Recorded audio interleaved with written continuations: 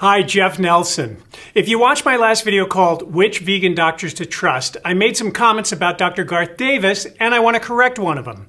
Here is the comment I made that I want to correct. I believe, and I may need to be corrected on this, but I believe Garth's father was a bariatric surgeon, and Garth inherited the family business, so that's what he does. I qualified this statement because I was not completely sure about it, and it turns out it was in fact incorrect. Garth told me he did not inherit his weight loss practice from his father. He says he started the practice and then his father, who was a general surgeon, joined him. So I apologize for getting that wrong. I actually removed it from the original video a few days ago. Garth also said that his weight loss practice employs a full-time psychologist, a behavioral therapist, an exercise therapist, and 3 registered dietitians. So he's expanded his bariatric surgery practice with these lifestyle approaches, and he said he's going to be sitting for the Lifestyle Medicine boards later this year at the American College of Lifestyle Medicine.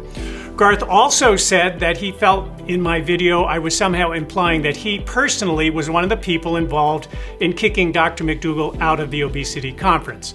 Garth said that he was not part of removing McDougall, and in fact, he says that he complained about McDougall being kicked out in a phone call at the time to the person in charge.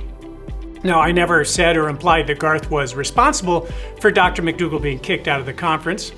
Now, if Garth wanted to give me permission to talk about private correspondence between us about McDougall and his conference, and this conference, I could go into more detail. But I brought up the obesity conference as an example of how conventional medicine educates people in a given specialty. And the obesity conference is brought to you by companies trying to sell you stuff. And if you want to say something in your presentation that might hurt someone else's pocketbook, then you're not welcome, which is why Dr. McDougall was kicked out. Now, Dr. McDougall gave me a link to a newsletter he wrote at the time about being kicked out. I'm linking it in the description if you want to read the details. It can be expensive to put on conferences. We started doing it in 2001. And in the beginning, to help pay for it, we had sponsors. There were people contacting us and asking us, do you have booths? Can we be a sponsor of your conference?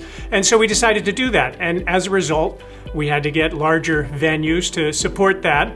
Over time, though, we realized we had sponsors whose products were conflicting with our speakers. We had speakers giving advice about, what to eat, what to minimize, and between our message and what we were promoting in terms of our sponsors, we finally decided we had to choose.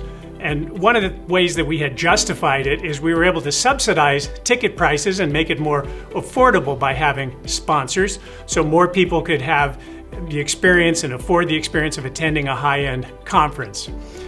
We did what we did to make it affordable and accessible, but it reached a point where we said we can't do this. And so we got rid of all of our sponsors. But when you look at conferences today of conventional medicine, be it the obesity conference or cardiology conferences, the sponsors selling stuff can become, they can become the speakers. Here's a cardiology conference. It's in Paris. It looks like fun, but the people on the board and who are speaking, they run big companies and they're giving talks trying to sell you their stuff. And it makes these conferences compromised, in my view. It forces conferences to be about selling stuff and also about not allowing criticism about what someone else is selling, rather than being a conference about what's effective, what's healthy, what's true. I'm friends with all of the lifestyle medicine doctors who have blazed the trail and been on the front lines for decades doing research with plant-based diets and healing tens of thousands of sick people.